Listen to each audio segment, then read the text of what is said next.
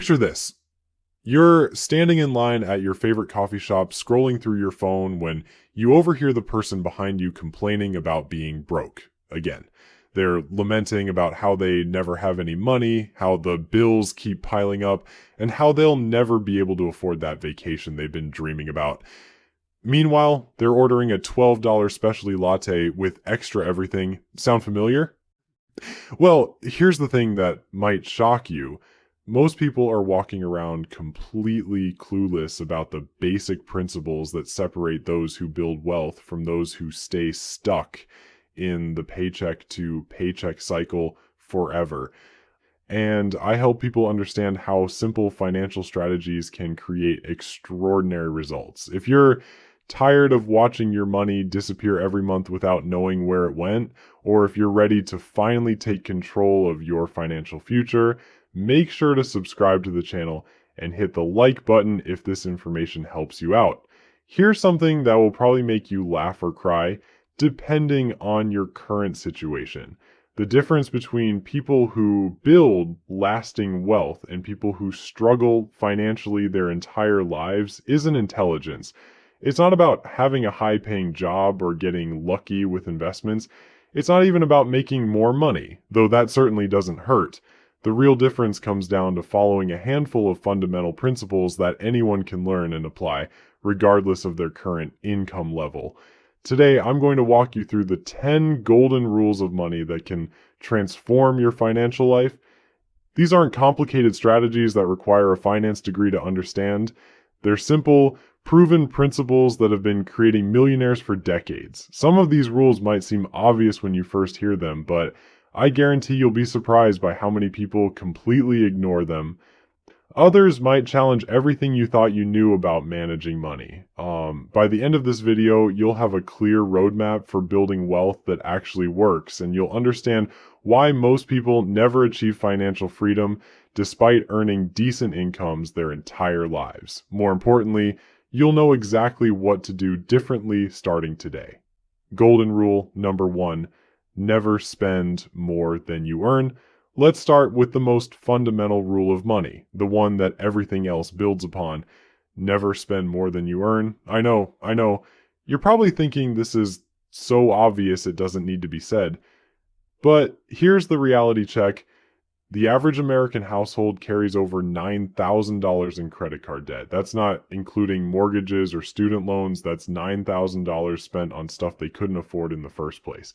This rule sounds simple because it is simple, but simple doesn't mean easy. Living below your means requires discipline that most people simply don't have. It means saying no to things that everyone around you is saying yes to. It means being comfortable with delayed gratification while living in a culture that worships instant everything. But here's what happens when you master this first rule. You break free from the maddening cycle that traps most people. You know the cycle I'm talking about?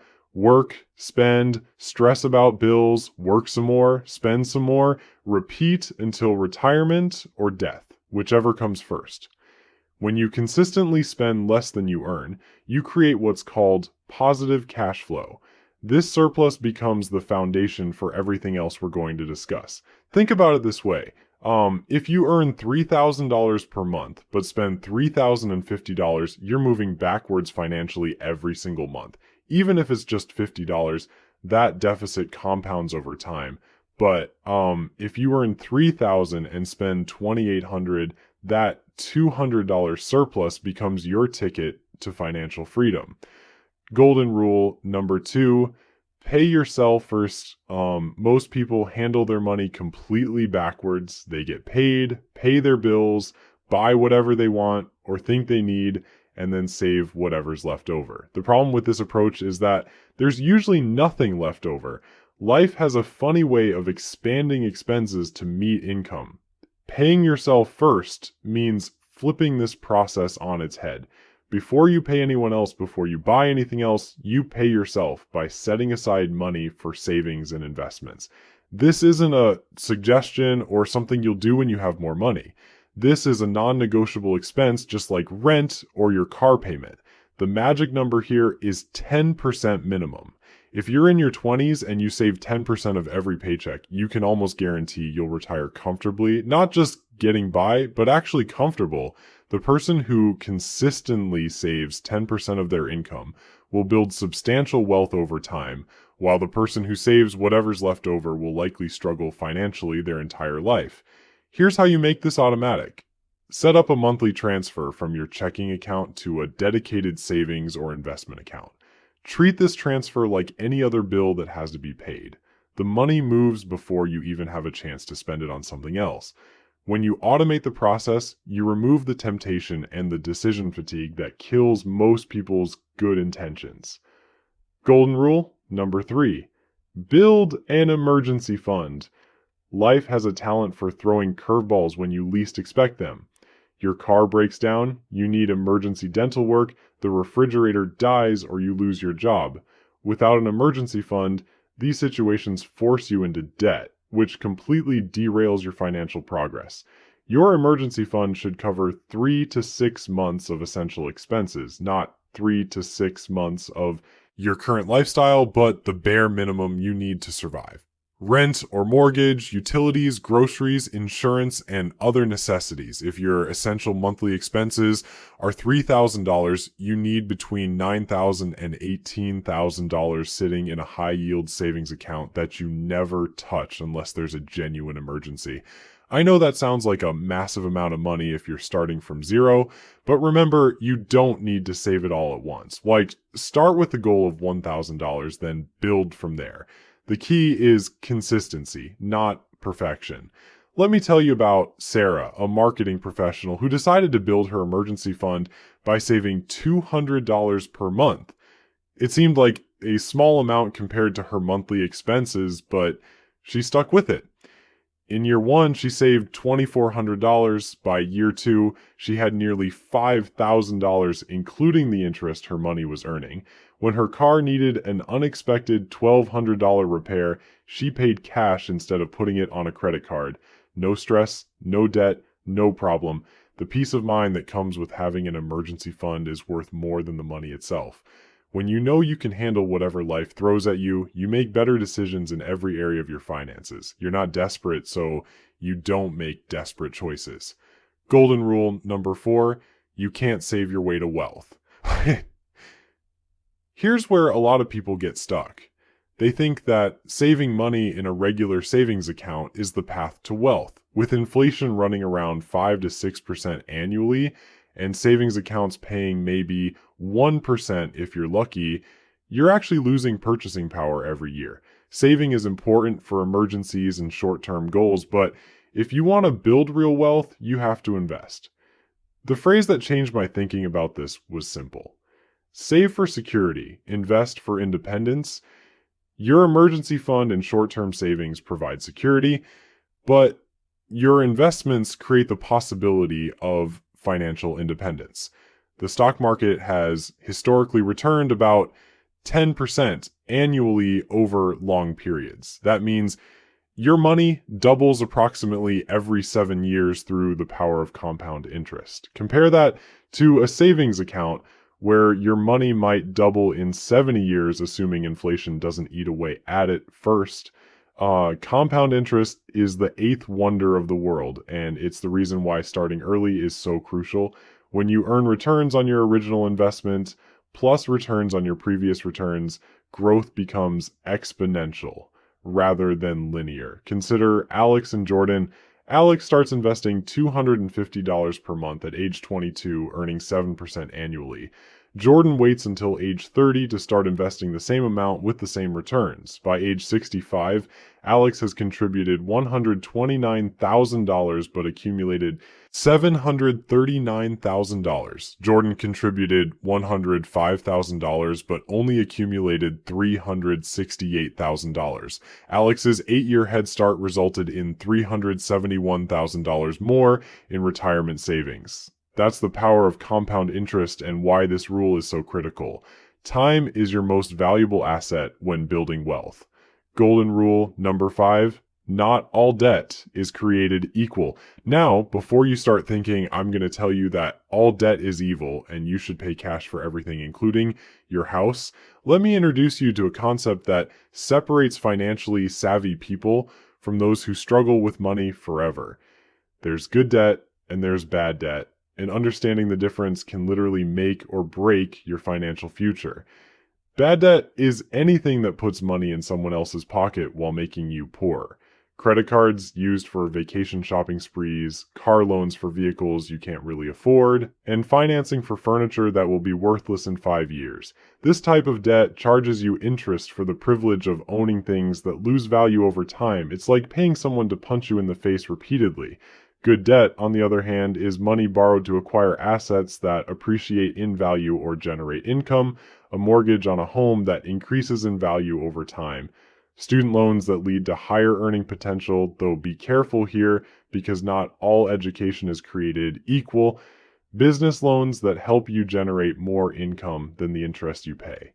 The key distinction is this: good debt makes you money over time.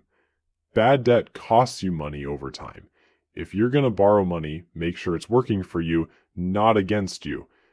The average net worth of a homeowner is $255,000 compared to just over $6,000 for renters. That's not a coincidence.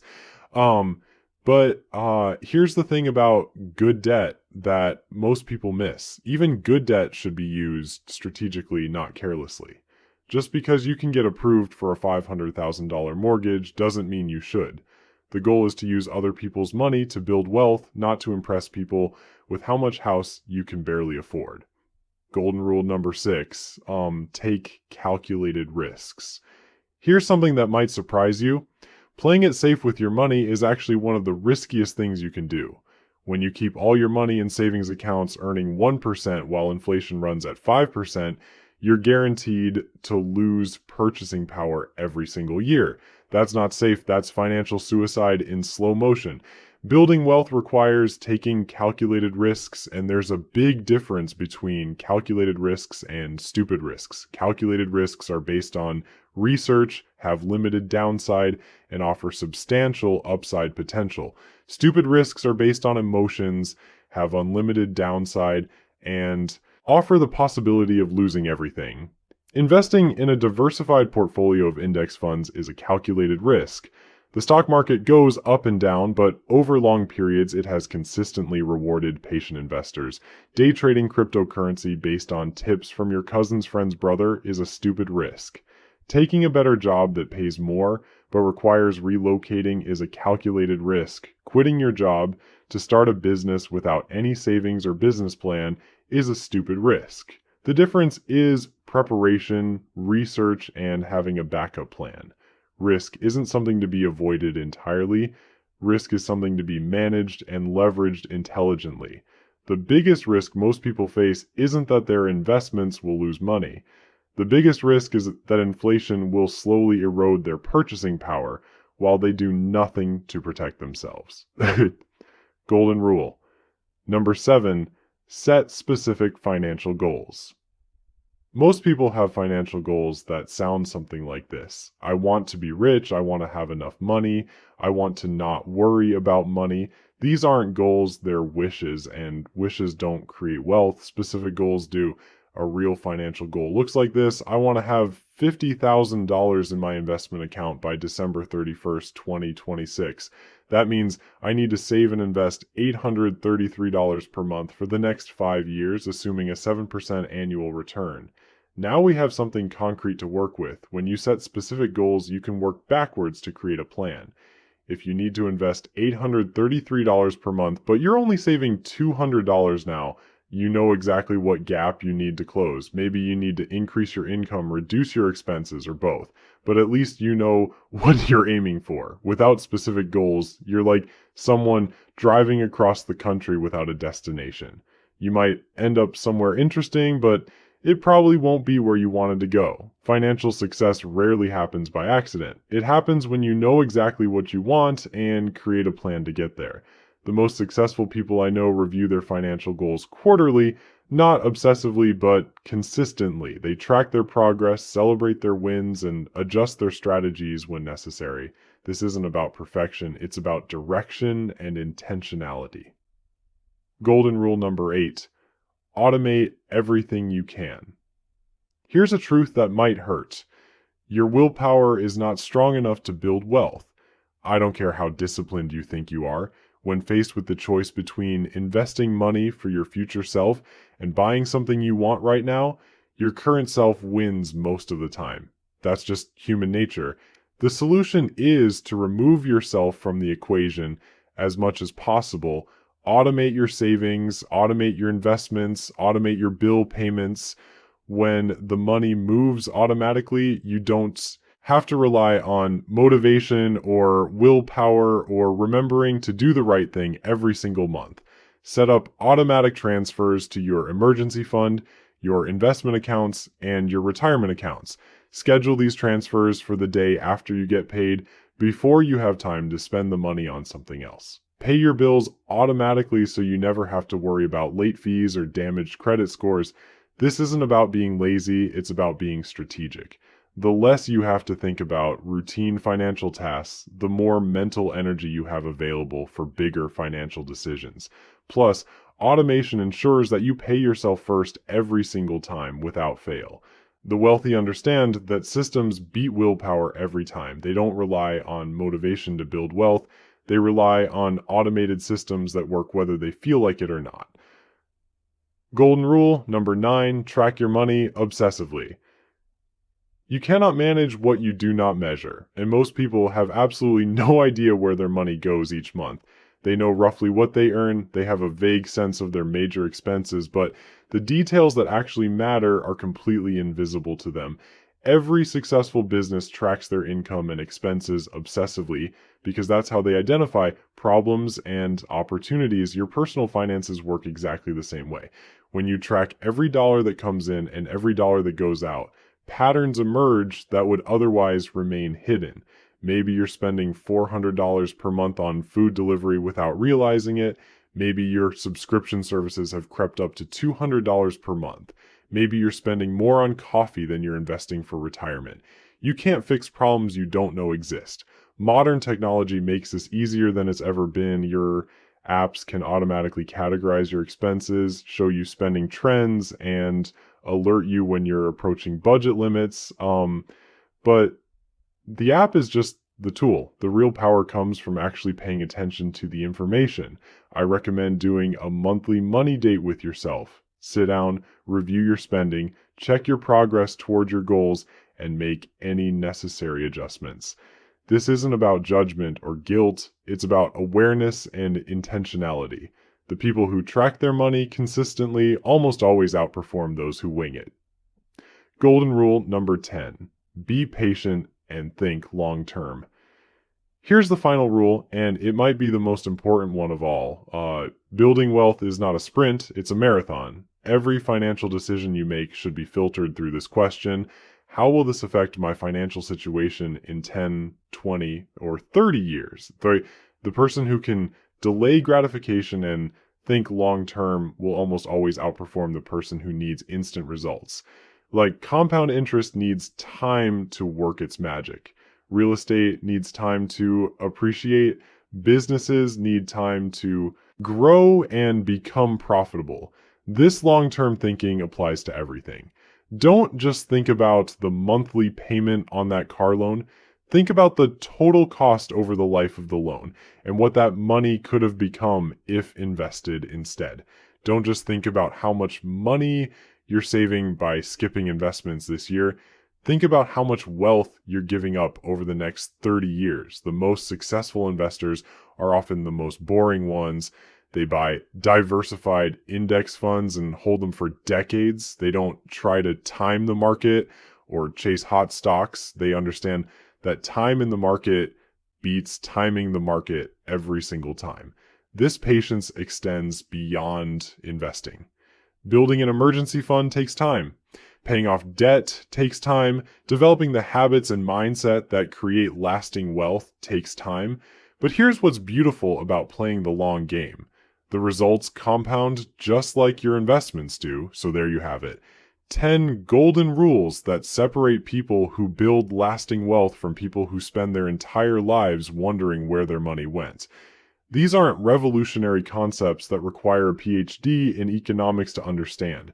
They're simple principles that work if you actually follow them consistently. Remember that person in the coffee shop I mentioned at the beginning?